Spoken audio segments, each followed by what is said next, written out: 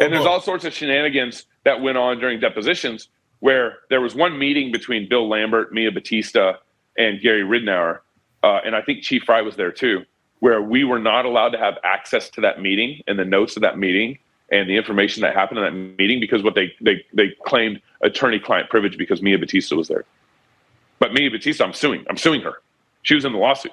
So if that went to court, if that went to court, we'd get access to that meeting because that attorney-client privilege might hold up, and they can claim that during depositions. But if a judge was there, he wouldn't let that stand. So there's all sorts of silliness during depositions. Very interesting.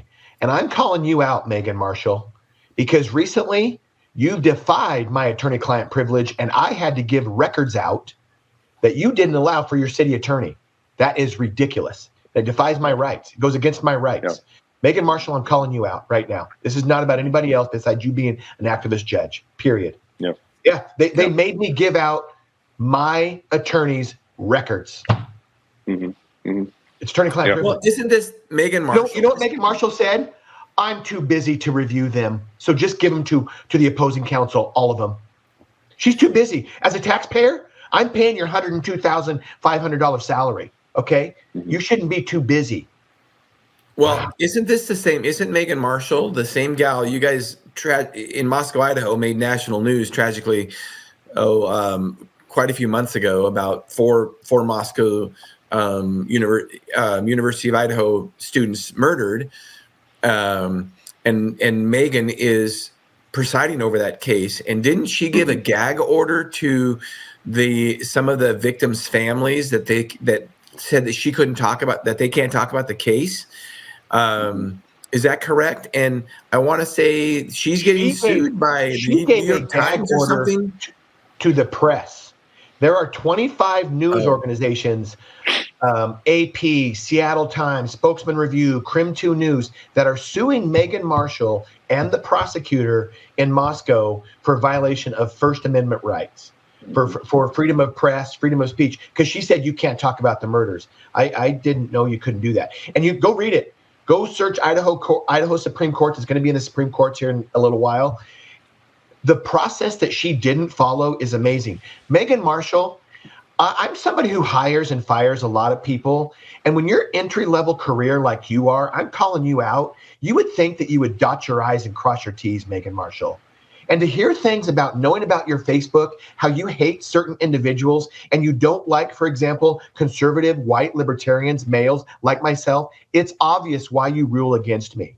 You violated my First Amendment rights. You violated my due process rights. And I cannot wait to take this to the Idaho Supreme Court, Megan Marshall. I suggest you stand down because this is going national. You are being sued by 25 news organizations because of the tragic murders that you don't know how to handle. And I feel sorry for the parents, and I feel sorry for the press and the people that you aren't allowing to get information. So I have been violated my First Amendment rights. I've been held in contempt in a frivolous charge. I went on a podcast talking about dads' equal rights. Alan Donovan, thanks for standing up for people. Fathers' Lives Matter. Find him on Instagram. Thank you, Alan Donovan. Megan Marshall, you'll see this video eventually. This is not about my ex. This is about you. This is about fathers. This is about mothers and equal rights, period. So whatever order you think I violated, I go on and speak the truth in a podcast, and now you find me in contempt. That's a criminal act beyond a reasonable doubt, which is just not true. I can't speak my truth. It's a First Amendment right. You've also violated my due process. Again, this is not about my ex. It's about you, Megan Marshall, period. You need to learn what constitutional rights are about. So I'm told I can't talk about it. I'm found in contempt. I get fines and back fines and all these other things. Frivolous, absolutely frivolous. But I'm told I knew what I was doing. But it's obvious from her background, her Facebook, who she runs around with in town, that she is obviously against me. So when somebody asked me, a recent judge, John Judge, you're the district judge that now sees this case. Well, what's the end goal here? How do we get rid of you guys fighting back and forth? Really easy, Megan Marshall and John Judge. Give equal custody from the beginning. I spent 3.5 years. I don't drink. I don't smoke. Never been arrested. Fighting for equal custody for my children. Yet Megan Marshall at several hearings and stipulated orders said, oh, now we'll give you 25%. I was told in 2019 in February that I could see my children, 3 minors at that point, 2 nights a month and every Wednesday for dinner. Thank you very much. 2 nights a month. Wow. Okay. How benevolent of her. Oh, thank you. So then we had hearing after hearing, fight after fight. 3.5 years later, when one of mine's no longer a minor, one of them's 17, one of them's 15, I get 50-50. Okay. So that's how you stop the contentiousness. Okay. And if you think that males aren't discriminated against as fathers, go look up the stats. 83% of the time, the mothers get to choose custody. I know a case right now in front of you, Megan Marshall, where the mother has violated custody orders 27 times in the last 2 years, and the baby's dad has filed contempt. I hope you do the right thing.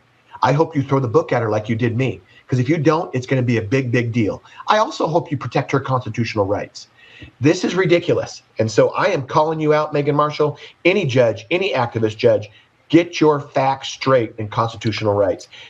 Let me tell you what happens with activist judge in a divorce case, Shawn. Some of these things are happening in Texas right now, for example. Or let's talk about the vaccine. A lot of moms, here's what was happening. I mostly saw it with moms. They're the ones that usually have power in family courts. It's a fact. Hey, for you judges that don't let moms have power and it's equal, good for you. Thank you. Okay, but Megan Marshall, that's not what you have done. And I've seen it time and time again in Latah County. Here's what happens. Mom wants the kid to get a vaccine. Dad doesn't. They go to court. The judge says, yep, get the kid a vaccine. Vax, whatever it is, right?